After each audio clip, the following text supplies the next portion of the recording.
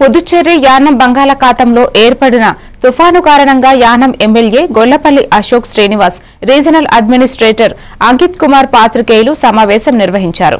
తుఫాను ప్రభావం వల్ల మత్స్యకారులు వేట కోసం వెళ్లవద్దని, లోతట్టు ప్రాంతాలు సావిత్రి నగర్, గిరియంపేట, ఓల్డ్ రాజీవ్ నగర్, దురిహల తిప్ప, యానం నది లోతట్టు ప్రాంతాలలోని నివసించేవారు తక్షణమే పునరావాస కేంద్రాలకు వెళ్లవలసిందిగా ప్రజలకు ఆటోల ద్వారా, గ్రామాలలో మైకుల ద్వారా ప్రచారం చేయించారు.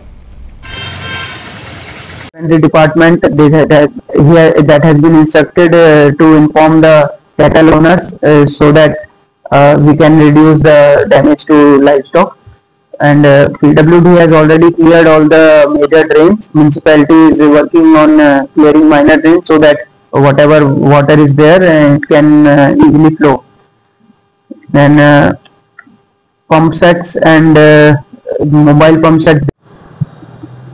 యానం మరియు పరిసర ప్రాంత ప్రజలకు అందరికీ కూడా నమస్కారం. ఇప్పుడు బంగాళాఖాతంలో వాయుగుండం వల్ల ఏర్పడిన అల్పపీడనం, దీనికి సుమారు కాకినాడ యానం ప్రాంతంలో భారీ నుంచి అతి భారీ వర్షాలు, సైక్లోన్ అని చెప్పి ఇప్పటికే ఎల్లో అలర్ట్స్ సూచించడం జరిగింది. మన యానంకి అన్ని ప్రాంతాల్లో కూడా సైక్లోన్ షెల్టర్స్ కానీ అన్నిటికీ కూడా ఏర్పాట్లు చేయడం జరిగింది. ఇప్పుడే మన డిప్యూటీ కలెక్టర్ గారితో మీటింగ్ జరిగి ప్రతి ఒక్కరికి కూడా ప్రతి ఏరియాలో మానిటరింగ్ సిస్టమ్ ఒకటి ఏర్పాటు చేయాలని, దానికి ప్రజలు ఎక్కడెక్కడైతే ఇబ్బంది పడే పరిస్థితి వస్తుందో, సైక్లోన్ అనేది 96 తుఫాను కంటే కూడా ముందు పెద్దగా వస్తుంది అన్నట్టు అన్ని కూడా అంచనాలు చెప్పడం జరుగుతుంది. కాబట్టి ప్రజలందరూ కూడా అప్రమత్తంగా ఉండాలి. అదేవిధంగా మత్స్యకారులు ఇప్పటికే వేటకు వెళ్లకుండా ఉండాలని చెప్పి నిన్నటి నుంచి హెచ్చరికలు జారీ చేయడం జరిగింది. ప్రజలు ఎవరు కూడా ఆందోళన పడాల్సిన అవసరం లేదు.